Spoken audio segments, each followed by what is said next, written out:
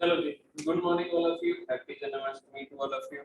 अब ऐसा है कि आज की क्लास के अंदर हम क्या करेंगे, आज की क्लास के अंदर हम एक बार टाइट्रेशन के कुछ क्वेश्चन करके देखते हैं, ठीक है।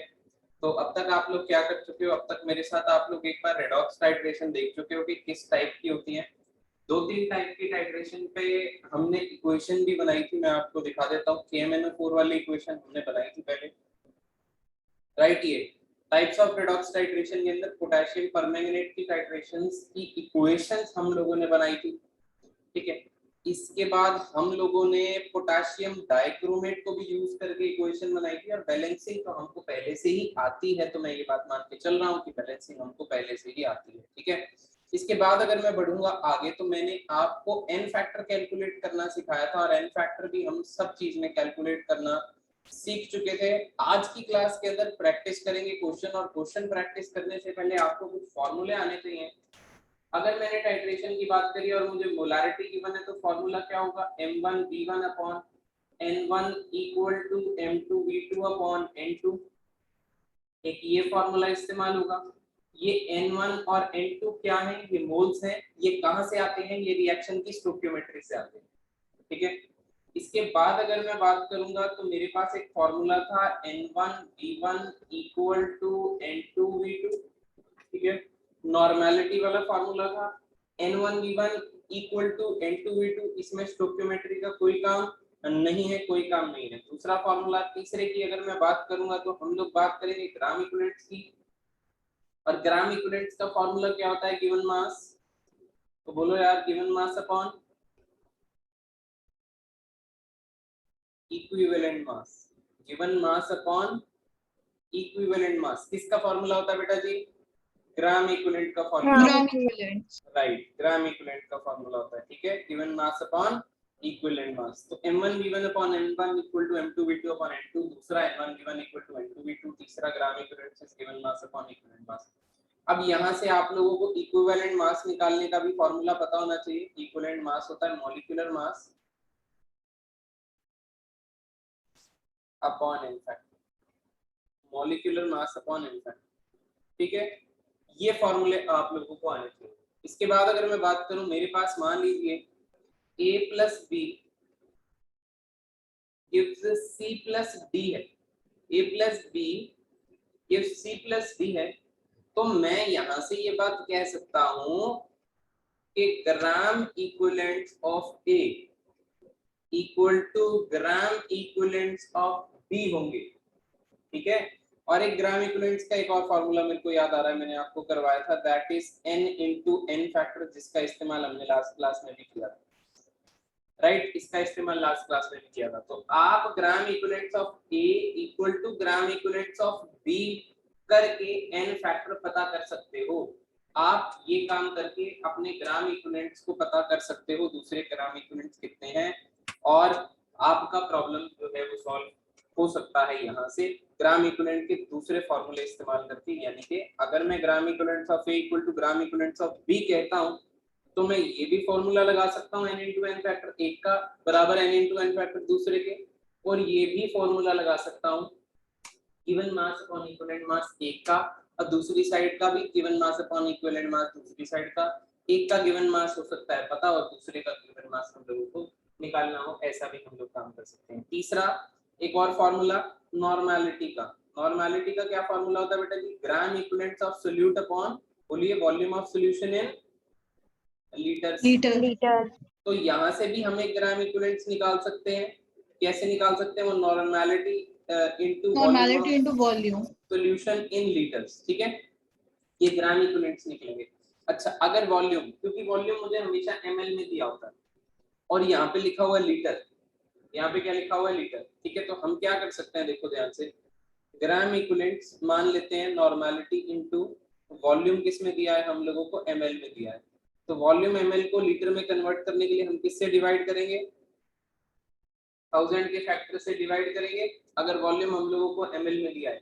या फिर अगर हम 1000 के फैक्टर से डिवाइड नहीं करना चाहते और मैं 1000 के फैक्टर को हटाना चाहता हूं, तो ग्राम इक्विवेलेंट्स की जगह वर्ड आएगा मिली equivalents.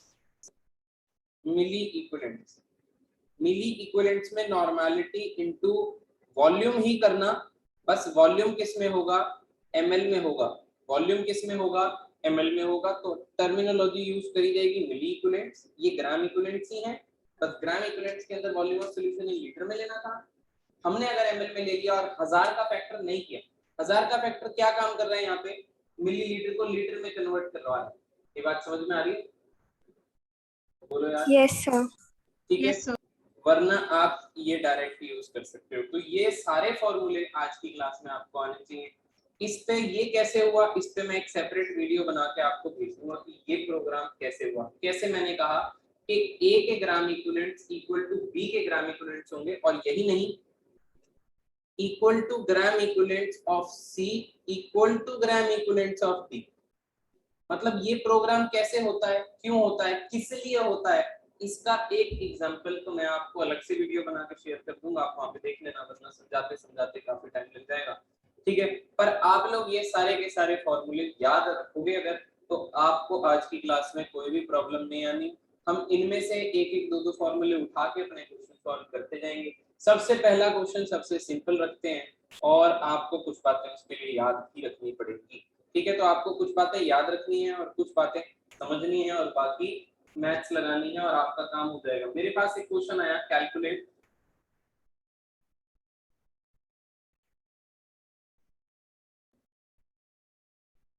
Equivalent mass of potassium पर मैंगनीज।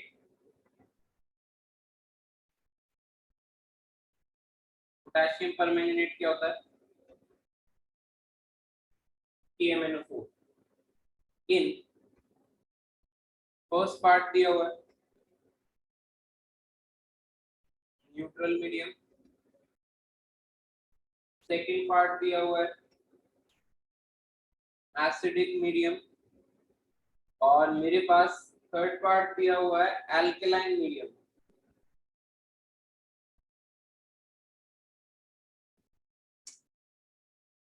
ठीक है, तो ये बातें आपको याद रखनी पड़ेगी। जैसे देखो, आपने एसिडिक मीडियम अब तक किया है मेरे साथ, एसिडिक मीडियम। पोटेशियम परमैंगनेट क्या होता है, पोटेशियम परमैंगनेट क्या होता है, देखो पोटेशियम परमैंगनेट को हम MnO4- लिख सकते हैं, तो बोलो यार, लिख सकते हैं कि नहीं लिख सकते? लिख सकते हैं। अगर मैं एसिडिक मीडियम की बात करूं, तो अब तक हमने जो भी पोटेशियम परमैंगनेट की रिएक्शन करी है वो एसिडिक मीडियम में ही करी है। मैं आपको दिखा देता हूं पीछे चल के। अगर हमने टाइप्स ऑफ रिएक्शन करी थी, तो मैंने आपको बताया था कि मीडियम कैसा होगा, एसिडिक होगा। ठीक है, यहाँ पे 8H+ नजर आ रहे हैं आपको। पोटेशियम परमैंगनेट की टाइट्रेशन करी थी FeSO4 के साथ, FeSO4 में से Fe+2 निकले थे, तो मैंने डायरेक्ट Fe+2 आपको बताया था, शायद आपको याद आ रहा होगा। ठीक है, तो आप देखो किस में कन्वर्ट हो रहा है, Mn+2 में कन्वर्ट हो रहा है। अब आपको पोटेशियम परमैंगनेट तो काफी ज्यादा कॉमन है, इसलिए आपको इसकी कुछ बातें याद रखनी पड़ेगी। क्या बातें याद रखनी पड़ेंगी, वो ये क्वेश्चन के मीडियम से मैं आपको करवा देता हूँ। आपको ये बात याद रखनी पड़ेगी कि KMnO4 एसिडिक मीडियम में किस में कन्वर्ट होता है, Mn+2 में कन्वर्ट होता है। एक बार आपको ये बात पता लग गई, तो फिर आपका काम करना बहुत आसान है, क्योंकि आपको बस n फैक्टर पता करना होगा और बाकी आपका काम हो जाएगा। जैसे Mn के ऊपर कितना ऑक्सीडेशन नंबर होता है, +7। अब ये मैं निकालना नहीं सिखा रहा भाई, बहुत पुराना हो गया, रोज ही निकाल लेते। ठीक है, Mn पे +7, यहाँ पे एक Mn पे कितना है, +2, तो ये क्या हो रही है, रिडक्शन हो रही है। कितने का चेंज आ रहा है, कितने इलेक्ट्रॉन का चेंज आ रहा है, 5 इलेक्ट्रॉन का चेंज आ रहा है। तो किस साइड पे ऐड होंगे, लेफ्ट साइड पे ऐड होंगे, तो इस साइड पे 5 इलेक्ट्रॉन ऐड हो जाएंगे, बोलो यार। तो with respect to KMnO4, with respect to KMnO4 इसका n फैक्टर कितना होने वाला है, इसका n फैक्टर 5 होने वाला है। तो यहाँ पे n फैक्टर का आंसर कितना हो गया, 5। क्या ये बात क्लियर है, क्या ये बात क्लियर है? यस बोलो सर। सभी लोग, तरनप्रीत क्या ये बात आपको क्लियर है बेटा? Yes sir. ठीक है, ठीक है भाई, ठीक है। अब देखो ध्यान से, आगे देखो। इसके बाद अगर मैं आपको याद, अब मैं आपको याद करवा रहा हूँ, ठीक है, कि न्यूट्रल मीडियम की बात करें, अगर हम अपने आंसर नंबर 1 की बात करें, तो KMnO4 को कौन रिप्रेजेंट कर रहा है, Mn+7 कर रहा है। और न्यूट्रल मीडियम के अंदर ये जो Mn+7 है, यानी कि KMnO4 है, MnO4- ये MnO2 में कन्वर्ट होता है। अब MnO2 का मतलब है कि Mn किसमें है, Mn+4 में है। तो आप यहाँ से डायरेक्ट भी ये बात याद रख सकते हैं। ठीक है, कि न्यूट्रल मीडियम के अंदर KMnO4 जो था वो MnO2 में कन्वर्ट हो रहा है। KMnO4 में Mn जो है वो +7 पे है और MnO2 में जो Mn है वो +4 में है। कितने इलेक्ट्रॉन का चेंज आ रहा है? 3 इलेक्ट्रॉन का चेंज आ रहा है। So with this respect neutral medium KMnO4 का n फैक्टर कितना हो जाएगा? 3 हो जाएगा। ये बात याद रख लोगे। और उसी तरीके से एल्केलाइन मीडियम की भी बात आप लोग याद रखोगे कि Mn+7 किस में कन्वर्ट होगा? एल्केलाइन मीडियम में कन्वर्ट होगा Mn+6 में। ये +6 में कन्वर्ट हो जाएगा। ठीक है, ये बातें आप लोग याद रखोगे, ये बातें आप लोग याद रखोगे कि आपको याद रखनी ही पड़ेंगी, इसके बिना आपकी बात नहीं बनेगी। सो विद दिस रिस्पेक्ट यहाँ पे n फैक्टर आपका 1 हो जाएगा। ठीक है, बोलो यार, n फैक्टर निकाल लिया, पर आपको n फैक्टर नहीं निकालना था, आपको इक्विवेलेंट मास निकालना था। तो इक्विवेलेंट मास का फॉर्मूला पीछे बताया मैंने, molecular mass upon n factor. 4 का मॉलिक्यूलर मास जो होता है वो 158 होता है। ठीक है, 158 होता है। तो 158 के नीचे अगर आप न्यूट्रल मीडियम में पूछते हो तो डिवाइड बाय n फैक्टर कर देना, एसिडिक मीडियम में पूछते हो तो डिवाइड बाय 5 कर देना, एल्कलाइन मीडियम में पूछते हो तो डिवाइड बाय 1 कर देना। तो इस तरीके से इसका इक्विवेलेंट मास आ जाएगा। ये था आपका क्वेश्चन नंबर 1। इसको आपको याद ही रखना है, मतलब इसके आपको आंसर को भी याद ही रखना है। ठीक है, कि आप किसमें भेज रहे हो, किसमें भेज रहे हो। हर बार ऐसा नहीं होगा, याद नहीं रखना हर बार, बट इस केस में हाँ आपको याद रखना पड़ेगा। ठीक है, आगे बढ़ जाएं। कुछ बात समझ में आ गई? Yes sir. Yes sir. ठीक है,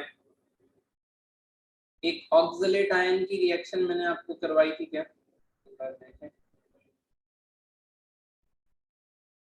ठीक है, देखो भाई, ये मैंने आपको जब टाइप्स ऑफ रिडॉक्स टाइट्रेशन करवाई थी, तो आप देखो, अब मैं आपको एक क्वेश्चन देने वाला हूँ टाइट्रेशन के ऊपर। ठीक है, बेस्ड आज के फॉर्मूले जो दिए उसी में से एक फॉर्मूला इस्तेमाल करेंगे और सॉल्व करेंगे।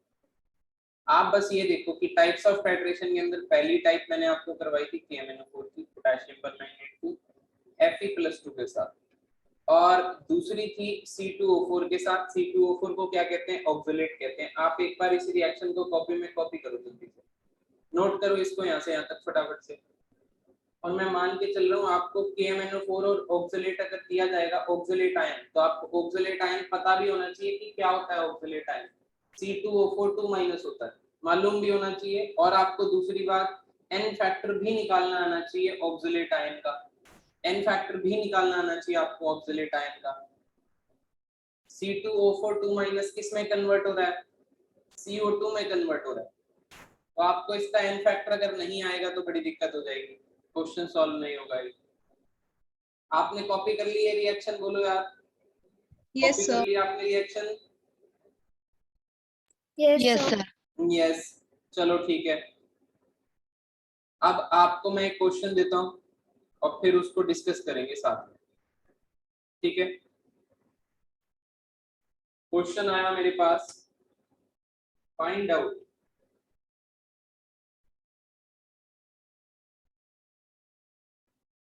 The percentage of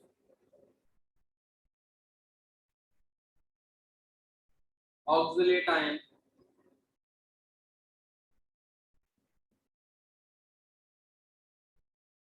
in given sample of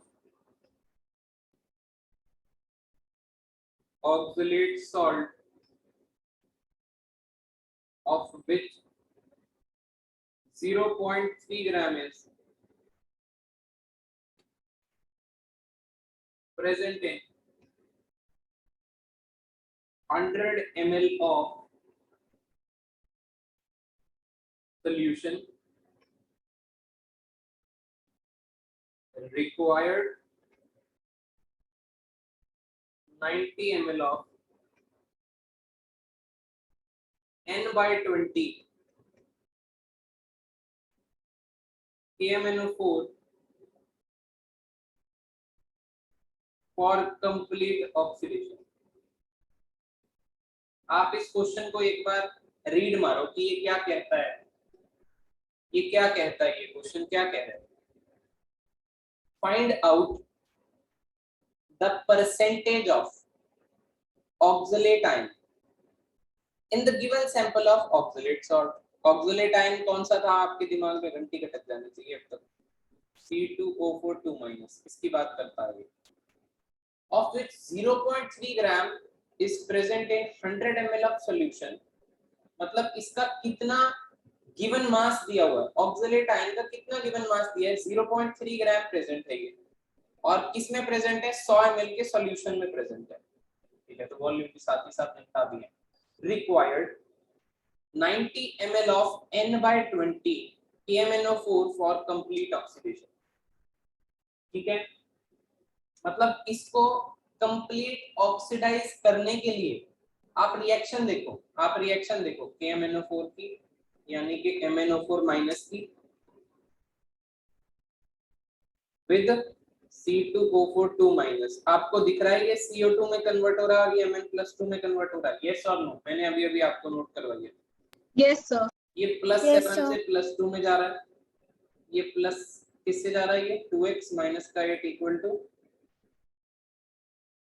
minus का 6, तो माइनस का 2, तो 2x इक्वल टू प्लस का 6 हो गया, x इक्वल टू प्लस का 3 हो गया, ठीक है।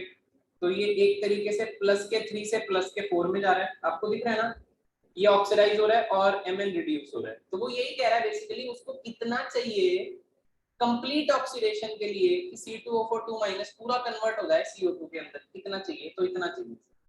अब ये नॉर्मेलिटी दे रखी है, नॉर्मेलिटी का वैल्यू जब भी N/20 दिया होगा इसका मतलब है कि नॉर्मेलिटी दी हुई है 1/20, समझ रहे हो।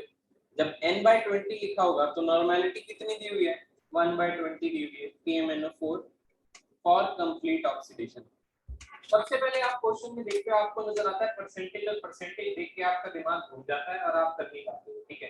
तो परसेंटेज जब भी दिया हो और आपको क्वेश्चन के अंदर गिवन मास दिया हो तो मान के चलना कि परसेंटेज से पहले तो आपको गिवन मास निकालना है ऑक्सैलिक एसिड का, कि कितना कितना इसके 90 ml और इसको इसके हिसाब से कितना मास आएगा। और ये जो मास दिया हुआ है ये आप लोगों का ऑक्सलेट आयन का टोटल मास दिया हुआ है जो आपके सॉल्यूशन में प्रेजेंट है। बट क्या ये पूरा इस्तेमाल होगा, ये तो आपको जानना पड़ेगा, आपको इक्वेशन बनानी पड़ेगी, और आपको इक्वेशन भी बहुत ही आसान बनानी है, आपको बस n फैक्टर पता होना चाहिए, ठीक है। आपको बस n फैक्टर पता होना चाहिए, और वो क्यों पता होना चाहिए ये भी मैं आपको बताता हूँ, ठीक है। अगर मैं आपको बोलूं कि मैं ऐसे लिख देता हूँ कि मैं अगर लिख दूं मिली इक्विवेलेंट्स ऑफ KMnO4, मैंने मिली इक्विवेलेंट्स जानबूझ के लिखा है, equal to milliequivalents of ये अपना C2O4 ठीक है, ऑक्सलेट है। अगर मैं ऐसे लिख दूं तो आपको कोई दिक्कत है, पहले तो ये बताओ। Yes no sir. नहीं है, कोई दिक्कत नहीं। अब मिली इक्विवेलेंट्स को पीछे देखो कि मैंने आपको क्या बताया था मिली इक्विवेलेंट्स के बारे में। मिली इक्विवेलेंट्स कैसे निकाल सकते हो आप, नॉर्मेलिटी इनटू वॉल्यूम जो ml में दिया हो, ठीक है। तो किसकी नॉर्मेलिटी आप लोगों को गिवन है ये बता दो, किसकी नॉर्मेलिटी गिवन है, KMnO4 नॉर्मेलिटी आपको गिवन है। तो KMnO4 के लिए आप क्या बात लिख सकते हो कि नॉर्मेलिटी कितनी गिवन है, 1/20, या मैं पूरा लिखूं एक बार, normality into volume in ml। इसमें कोई दिक्कत किसी को बोलो यार, नहीं है कोई दिक्कत, कोई दिक्कत नहीं है। अब मिली इक्विवेलेंट्स इसके निकालने के लिए आप लोग क्या करोगे ये बताओ। सबसे पहले तो आप मुझे ये बताओ कि ग्राम इक्विवेलेंट्स क्या होते हैं।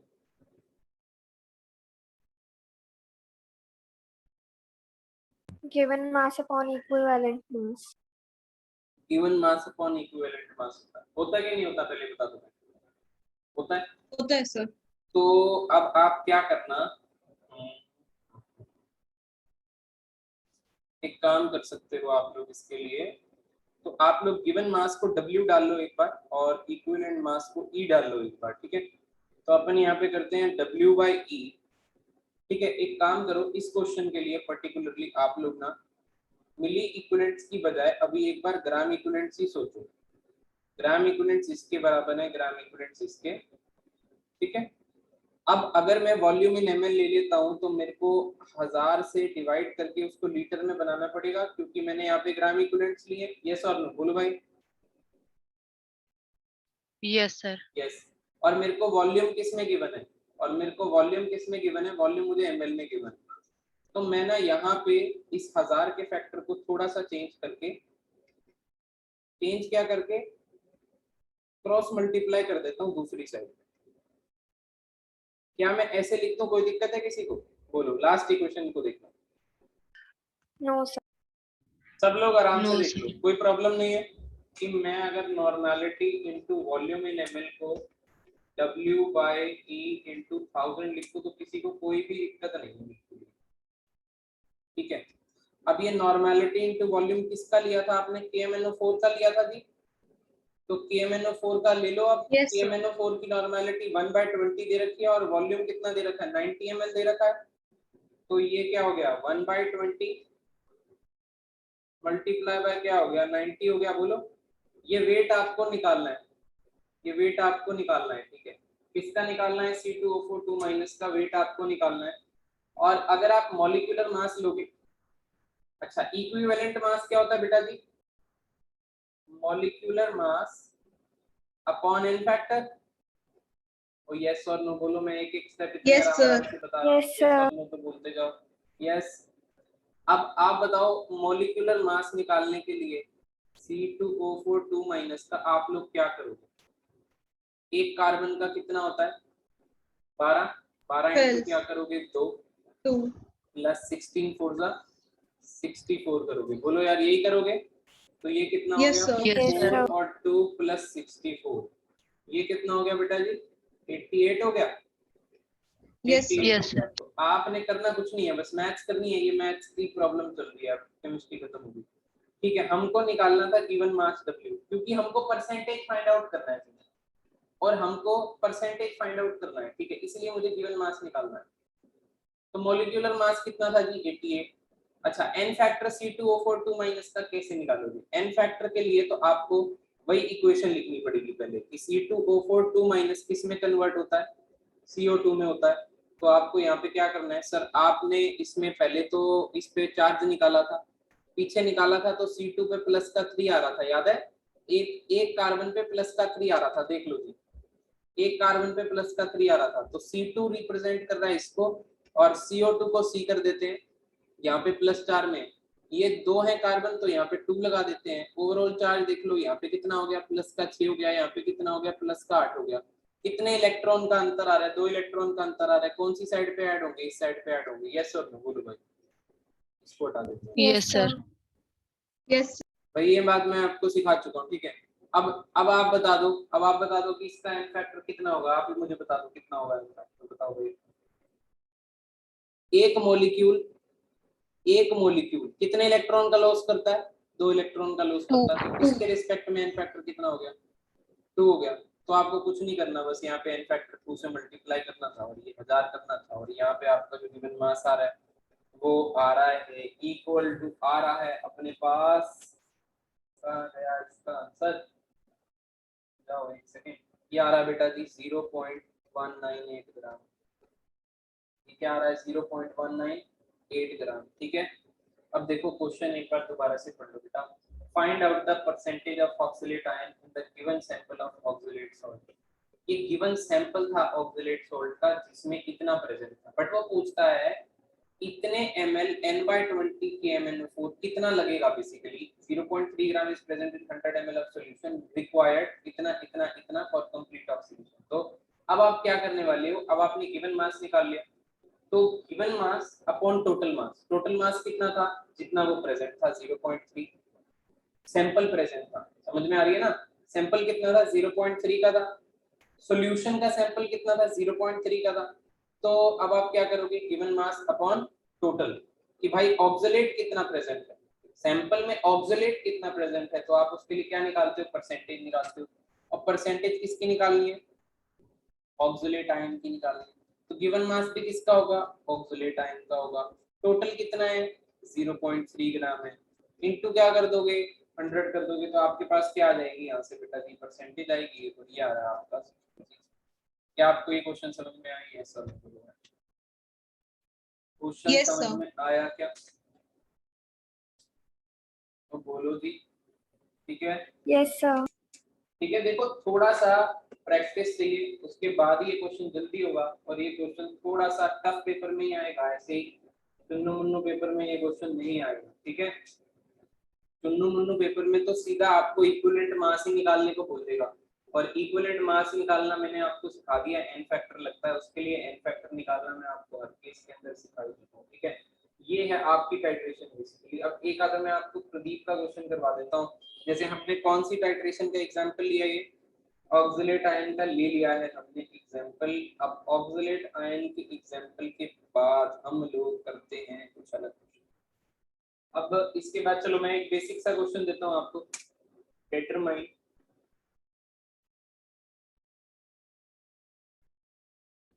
ठीक है, डिटरमाइन द वॉल्यूम ऑफ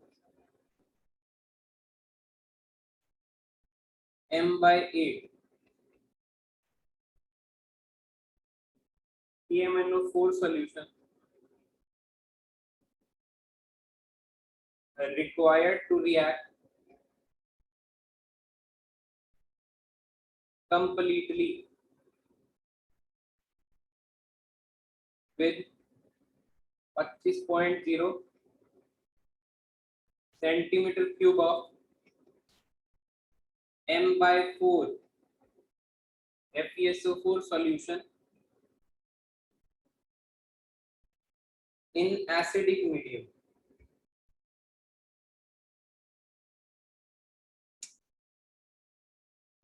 ये आप एक बार खुद से ट्राई करो। इसमें जो भी टाइट्रेशन इसमें इन्वॉल्व है वो मैंने आपको पहले लिखवा रखी है।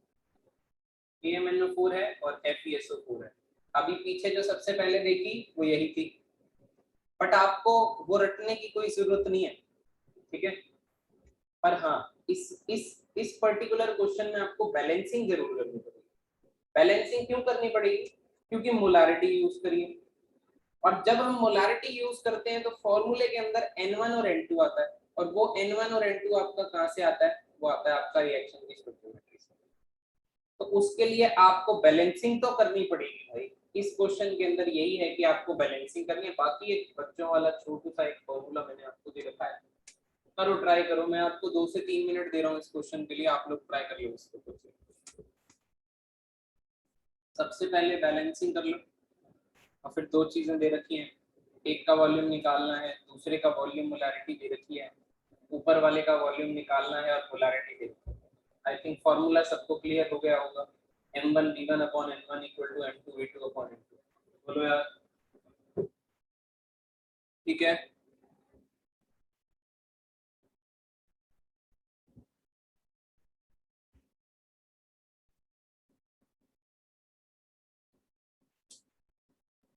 कर लो फटाफट से।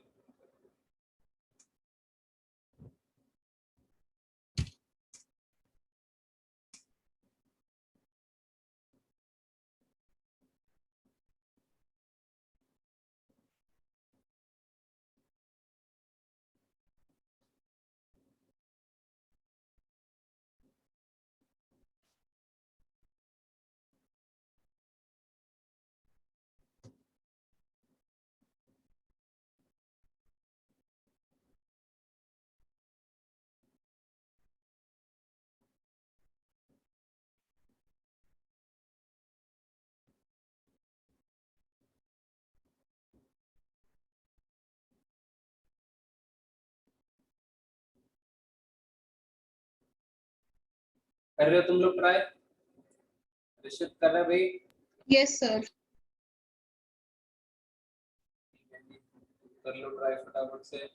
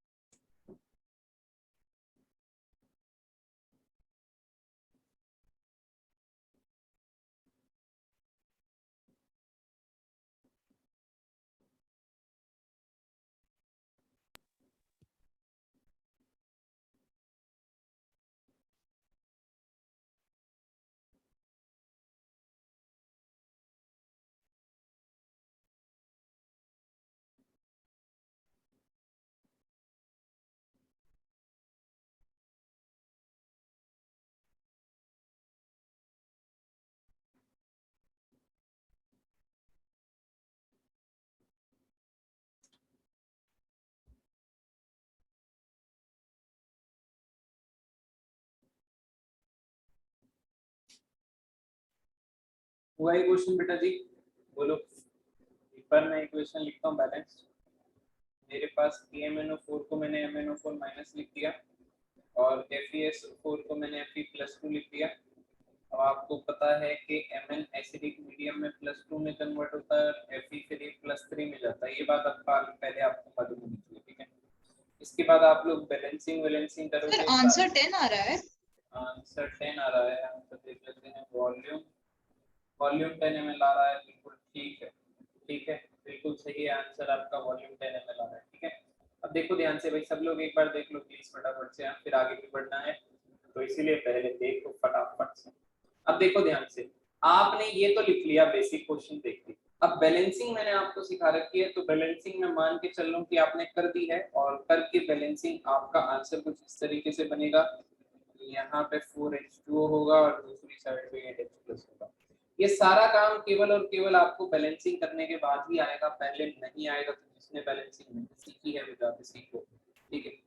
इसके बाद आपको क्या करना है? कुछ भी नहीं करना। अब तो आपका कुछ खत्म ही हो गया काम। बस आपको एक फॉर्मूला याद रखना है इसके बाद, that is M1 V1 upon N1। ये किसके लिए यूज कर लो? KMnO4 के लिए, equal to M2 V2 upon N2।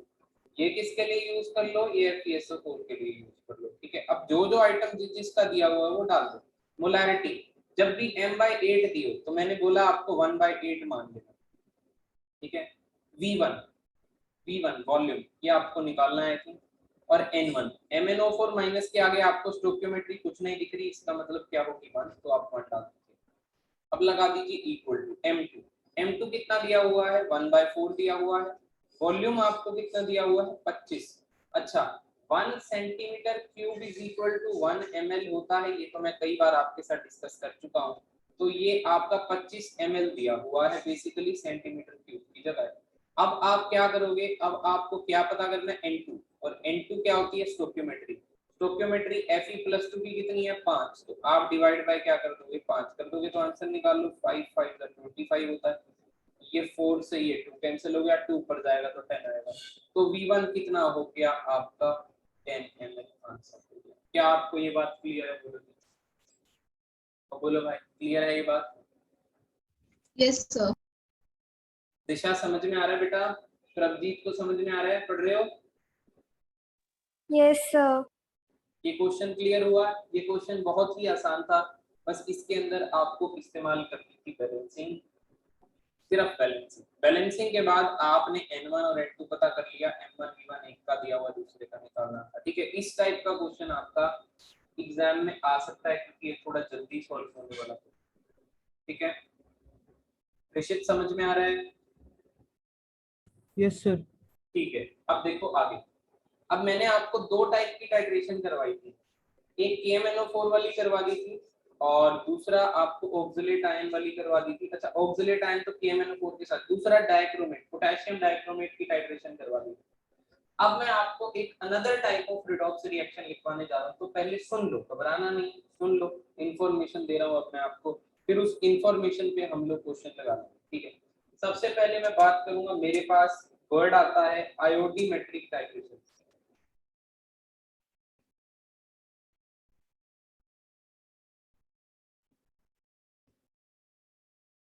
अब आयोडीमेट्रिक टाइट्रेशन बेसिकली कुछ नहीं है, ये एक टाइप ऑफ रिडॉक्स रिएक्शन है,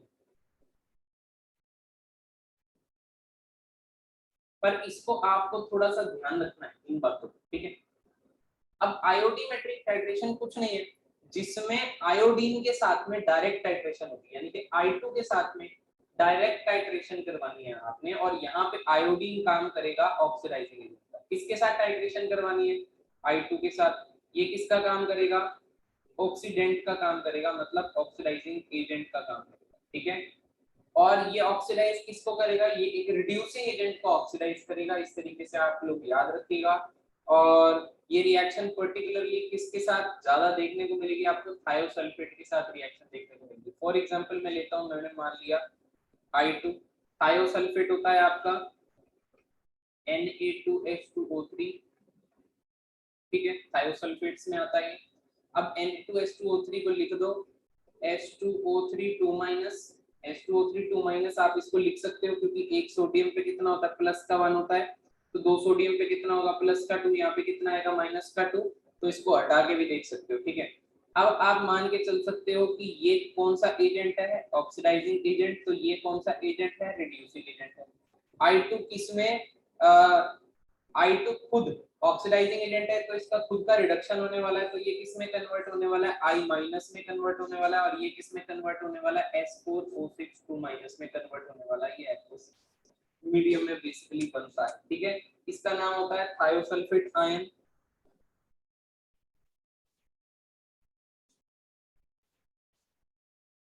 और इसका नाम होता है बेसिकली टेट्राथायोनेट आयन। थोड़े से याद रख लेना, बस ध्यान रख लेना, ऐसा कुछ जोर जबरदस्ती नहीं है। ठीक है, तो इस टाइप की रिएक्शन आपको देखने को मिलेगी।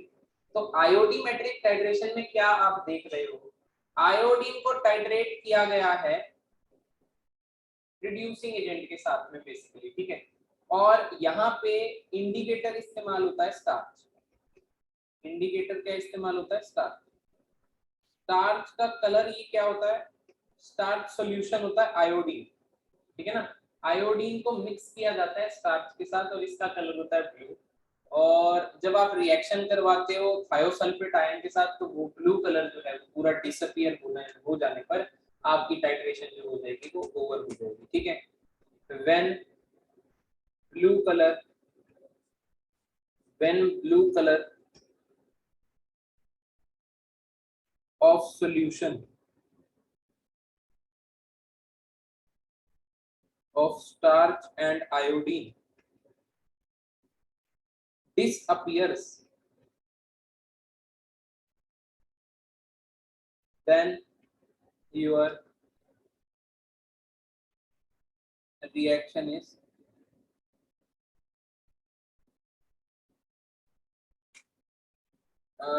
then you get your end point। ऐसा लिखो। ठीक है, आपको कुछ बातें समझ में आ रही है जो मैं आपको बता रहा हूँ, ये सारी सेट ऑफ इंफॉर्मेशन दे रहा हूँ मैं आपको।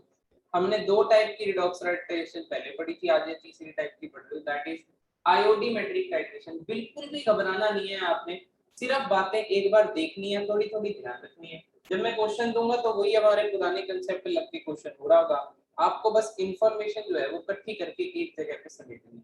आपको यहाँ पे क्या क्या पता लगता है कि आयोडीन के साथ डायरेक्ट रिएक्शन होती है, और आयोडीन को स्टार्च के सॉल्यूशन, आयोडीन प्लस स्टार्च को मिलाकर के एक सॉल्यूशन तैयार किया जाता है जिसका ब्लू कलर होता है, और वो ब्लू कलर जब डिसअपीयर हो जाता है तो आपका एक तरीके से एंड पॉइंट आ जाता है। आपको ये बात ध्यान रखनी पड़ेगी। स्टार्च किसका काम कर रहा है, यहाँ पे स्टार्च एज एन इंडिकेटर का काम कर रहा है, इंडिकेटर का काम। दूसरी एक और बात, सेट ऑफ इंफॉर्मेशन दे रहा हूँ, आयोडीमेट्रिक टाइट्रेशन में पीएच जो होता है उसका खास ध्यान रखना पड़ता है। पीएच जो होता है एक एक तरीके से ठीक ठाक एक पीएच होता है, मतलब आप पीएच को बार बार चेंज नहीं कर सकते, मतलब आप बहुत ज्यादा फ्लक्चुएट नहीं कर सकते, आपको एक कांस्टेंट पीएच के अराउंड काम करना पड़ता है, मतलब आपको पीएच को मेंटेन रखना पड़ता है। ये बात आप लोग याद रख लो बस। अब इसका एक्सप्लेनेशन मैं नहीं दे रहा, ज्यादा हो जाएगा फिर वो, बस आप लोग थोड़ी थोड़ी बातें ध्यान रख लो, किसी पे कोई क्वेश्चन ना बन जाए, इसलिए मैं आपको सारे के सारे टॉपिक कवर करवा रहा हूँ। अब मैं आपको एक क्वेश्चन देता हूँ, देखना क्वेश्चन कैसे सॉल्व कर दोगे आप बिल्कुल चुटकियों के अंदर। ठीक है, अब ये मैं आपको पीडीएफ भेज दूंगा, आप एक बार फटाफट से क्वेश्चन देख लो। पहले अपने पास एक क्वेश्चन दिया हुआ है आयोडीमेट्रिक टाइट्रेशन के ऊपर। देखना, what mass of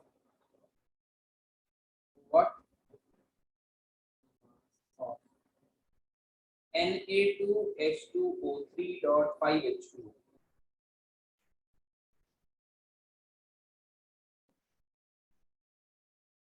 is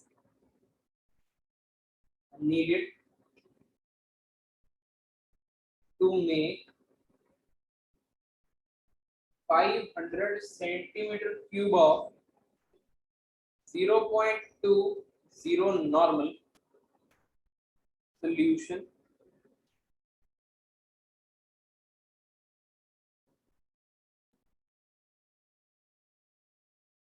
for the reaction। ठीक है, तो इसमें आपको क्या करना है बेसिकली, आप देखो ध्यान से और आपका क्वेश्चन हो जाएगा बहुत ही जल्दी।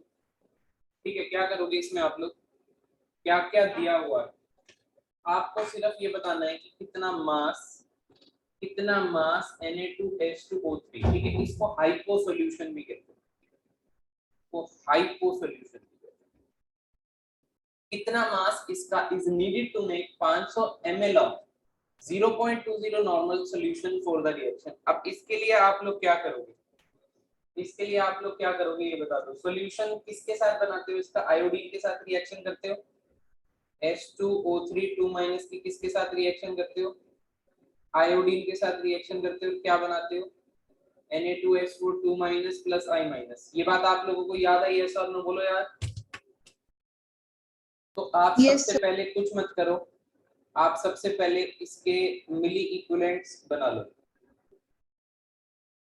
बनाओ इसके मिली इक्विवेलेंट्स। कैसे बनाओगे बताओ, क्या क्या दिया हुआ है बताओ, कैसे बनाओगे मिली इक्विवेलेंट्स।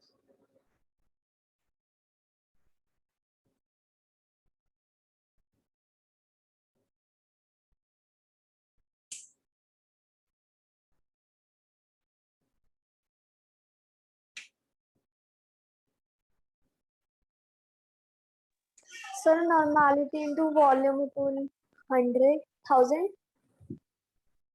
अच्छा, मिली इक्विवेलेंट इसके नहीं बनाओगे आप लोग, मिली इक्विवेलेंट आप लोग सॉल्यूशन के बनाओगे, ठीक है ना। मतलब आप चलो कह सकते हो ये भी सॉल्यूशन के अंदर ही प्रेजेंट है, तो मिली इक्विवेलेंट्स ऑफ इसके और सॉल्यूशन के क्या प्रेजेंट है, बेसिकली दिस इनटू दिस, है ना। तो आप क्या करो, आप normality into volume of solution in litres करोगे, है ना। अगर आप यहाँ पे ग्राम इक्विवेलेंट्स लिख दो तो आपको इजी पड़ेगा थोड़ा सा। और ये कितना है 20 इनटू वॉल्यूम कितना है 500 ml। अब ml को लीटर में करना है तो डिवाइड किससे करेंगे, 1000 से करेंगे। ये बात क्लियर है आपको, ये बताओ पहले। मतलब आप ये कह सकते हो कि आपको मास निकालना है इसका, is needed to make this solution for the reaction, ठीक है। तो आपको पता है कि ग्राम इक्विवेलेंट सॉल्यूशन के, ऐसा कह लो आप लोग ना, ऐसा कह लो कि ग्राम इक्विवेलेंट सॉल्यूशन के किसके बराबर होंगे, gram equivalents of H2O3 2-। Gram equivalents क्योंकि चेंज नहीं होते, तो सॉल्यूशन का आइटम दिया हुआ था, चाहे सॉल्यूशन में आपको पता है क्या प्रेजेंट है, ठीक है, तो उसके हिसाब से आपने नॉर्मेलिटी इनटू वॉल्यूम लीटर करके एक साइड बना लिया। अब ग्राम इक्विवेलेंट्स इस साइड पे कैसे बनाओगे, given mass upon equivalent mass बनाओगे, given mass upon equivalent mass of H2O3 2-। Given mass कितना है निकालना है, इक्विवेलेंट मास क्या होता है, molecular mass upon N factor. Molecular mass कैसे निकालोगे इसका मॉलिक्यूलर मास निकालने के लिए आपको सारी चीजों को ऐड करना पड़ेगा, और इसका मॉलिक्यूलर मास मैं आप लोगों को दे देता हूँ। मॉलिक्यूलर मास है इसका 248, मॉलिक्यूलर मास कितना है 248, ये मैंने आपको दे दिया। डिवाइड बाय एन फैक्टर करूंगा तो ऊपर जाएगा, और दूसरी साइड पे 0.20 मल्टीप्लाई बाय 500 डिवाइड बाय क्या कर दो आप लोग 1000 कर दो, तो ये कहानी हो जाएगी आपकी। अब आपको एन फैक्टर पता करना है, एन फैक्टर किसका पता करना है आपको, H2O3 2- का। तो H2O3 2- में S पे कितना चार्ज है ये आपको निकालना पड़ेगा। H2O3 2- से क्या बना रहे हो, H2O4 2- बना रहे हो। यहाँ पे 2x माइनस का 6 इक्वल टू माइनस का 2, 2x इक्वल टू प्लस का 4 आएगा, x इक्वल टू प्लस का 2 आएगा। यहाँ पे तो सर प्लस का 2 आ गया, और दूसरी साइड पे निकालो 2x माइनस का 8 इक्वल टू माइनस का 2, 2x इक्वल टू प्लस का 6, x इक्वल टू प्लस का 3 आ गया। तो सर यहाँ पे आ गया प्लस का 3। तो सर अब इसको इस तरीके से लिख दो, आसान लगे थोड़ा, प्लस के 3 से प्लस के 2 से प्लस के 3 में जा रहे हो तो कितने इलेक्ट्रॉन का चेंज हो रहा है, एक इलेक्ट्रॉन का चेंज हो रहा है। किस साइड पे ऐड करोगे, राइट साइड पे ऐड करोगे, तो एक H2 यानी कि एक H2O3 2- ने एक इलेक्ट्रॉन का लॉस किया है, एक इलेक्ट्रॉन का लॉस किया है, तो इसके रिस्पेक्ट में एन फैक्टर कितना हो गया, 1 हो गया। तो एन फैक्टर को आपको यहाँ को 1 डालना पड़ेगा, और अगर इसको आप लोग सॉल्व कर दोगे तो आपका जो आंसर बनेगा वो 24.3 ग्राम। क्या आपको ये क्वेश्चन समझ में आया? बोलो। Yes sir. ठीक है, तो इसके अंदर आपने क्या किया, इसके अंदर हमको सॉल्यूशन की नॉर्मेलिटी और वॉल्यूम दे रखा था। ठीक है, इसके लिए आपने इक्वेशन एक बार देखी होनी बड़ी जरूरी है। ठीक है, और आपको ये पता होना जरूरी है कि ये H2O3 किसमें कन्वर्ट होगा। अगर यहाँ पे आपको ये चीज दे दी, गिवन दे दी, पर आपको ये नहीं पता कि ये किसमें कन्वर्ट होगा, तो फिर तो आप n फैक्टर नहीं निकाल पाओगे, और अगर आप n फैक्टर नहीं निकाल पाओगे तो आपका ये गलत हो जाएगा। तो आपको याद रखना पड़ेगा, ये जो हाइपो सॉल्यूशन वाला ये जो केस लिया है हमने, सोडियम थायोसल्फेट वाला जो केस लिया है, ये हमने कहाँ पे पढ़ा था सर? ये हमने आयोडीमेट्रिक टाइट्रेशन में पढ़ा था, आयोडीमेट्रिक टाइट्रेशन में पढ़ा था। ठीक है, आयोडीमेट्रिक टाइट्रेशन में पढ़ा था, और आयोडीमेट्रिक टाइट्रेशन में आयोडीन के साथ रिएक्शन करके ये आयोडीन यहाँ पे ऑक्सीडाइजिंग एजेंट का काम किया था और ये रिड्यूसिंग एजेंट का काम किया था। तो उस तरीके से आप लोग देख सकते हो। ठीक है, आयोडीन ऑक्सीडाइजिंग एजेंट का काम कर रहा है, H2O3 को ऑक्सीडाइज कर रहा है। आप देख लो +2 से +3 में जा रहा है। क्या आपको ये बातें समझ में आ रही है? बोलो भाई यस और नो। विषय प्रदीप यस सर। कृष्णा, सब लोग को Yes, समझ में आ रही sir. है? ठीक है, देखो इस टॉपिक में टाइम लगेगा, मैं आपको भी प्रदीप के कुछ क्वेश्चन भेजता हूँ, आप लोग उसको ट्राई करना। एक टाइप अभी रहता है आयोडीमेट्रिक टाइट्रेशन, मैंने आपको करवा दिया है। एक टाइट्रेशन रहती है आयोडोमेट्रिक, तो आयोडोमेट्रिक टाइट्रेशन भी मैं आपको करवाऊंगा, और आयोडोमेट्रिक टाइट्रेशन करवाने के बाद में हमारा टाइट्रेशन का पूरा टॉपिक कंप्लीट हो जाएगा, और इसके बाद केवल एक ही टॉपिक बचेगा, छोटा सा है वो करवाने के बाद पूरा रिडॉक्स कंप्लीट किया है हमने, एक भी टॉपिक नहीं छोड़ा है। इसके अंदर आप कहीं का भी क्वेश्चन ट्राई कर सकते हो रिडॉक्स का, ऐसा आपको नहीं लगेगा कि ये आउट ऑफ कंटेक्स्ट जा रहा है। आपने सारी चीजें पढ़ रखी हैं, अगर आपने 1 to 6 सारी क्लासेस ली हैं, इसको मिला के 7 होती है, इसको मिला के क्लास हो जाती है हमारी 7। आज के लिए इतना ही, पैकअप करते हैं अब, फिर मिलते हैं नेक्स्ट क्लास में। Okay, bye bye, take care. ठीक है, नेक्स्ट क्लास शेड्यूल टाइम पर ही होगी, कोई शेड्यूल किसी भी चीज का चेंज नहीं। ठीक है, okay bye bye. Okay sir. Thank you sir.